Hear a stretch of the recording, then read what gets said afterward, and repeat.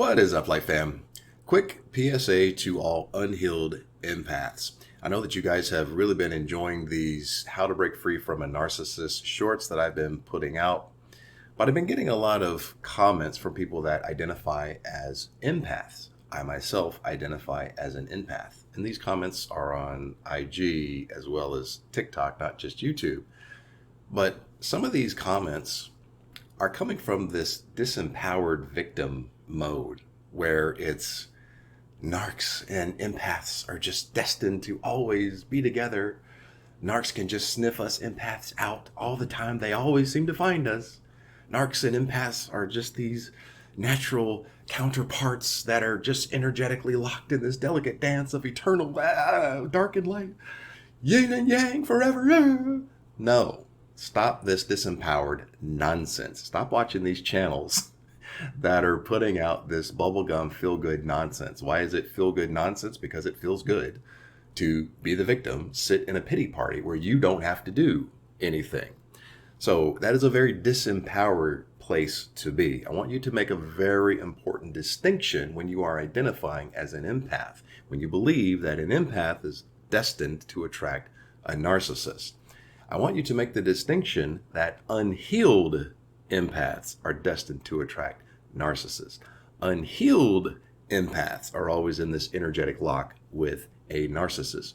Once you make that understanding that there is a very distinct boundary between two types of empaths, you'll understand that you have a choice. You can be on the right side of the fence instead of the wrong side of the fence. This is victim mentality to just, first of all, have this perception that an empath is just this weak little victim who's helpless and who's always attracting narcissists. This is BS. It's unhealed empaths that attract narcissists. Why is this the case? Because unhealed trauma seeks validation.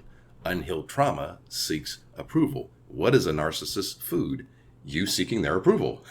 Seeking their approval and validation is their food. It's like ringing a dinner bell. So when you say, oh, narcissists always seem to sniff us out. Yeah, they're sniffing out your need for approval. They're sniffing out your need for validation.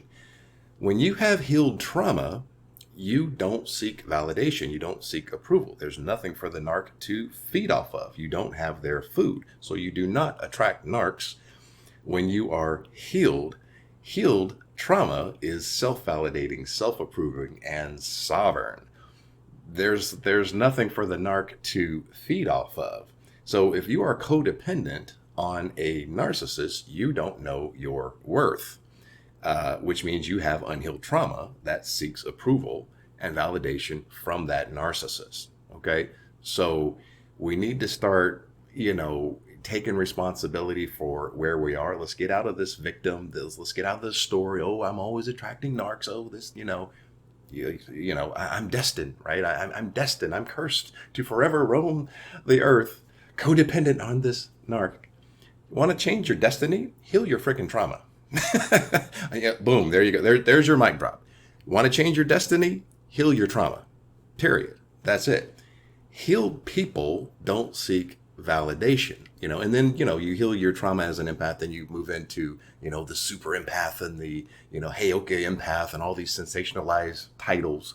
But at the end of the day, a healed person, that's the Superman. That's the superhuman, because you're sovereign, you're self-approving, self-validating. There's nothing for the narc to feed off of.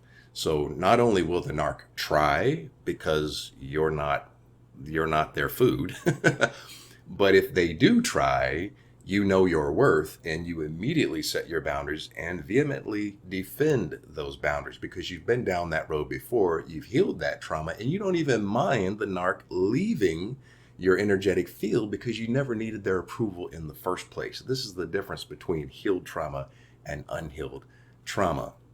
And by the way, narcissists are like bullies. They love to pick on the weak kid. But the kid that will punch him in the mouth, they don't mess with that kid. That's the healed empath, okay?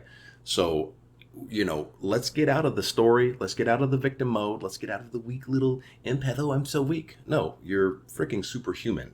Why? Because you chose those empathic gifts, talents, and abilities that will actually help you on your life's path, actually help you to become a super empath or Heyokian or whatever, title makes you feel warm and fuzzy, but you become superhuman when you heal your trauma.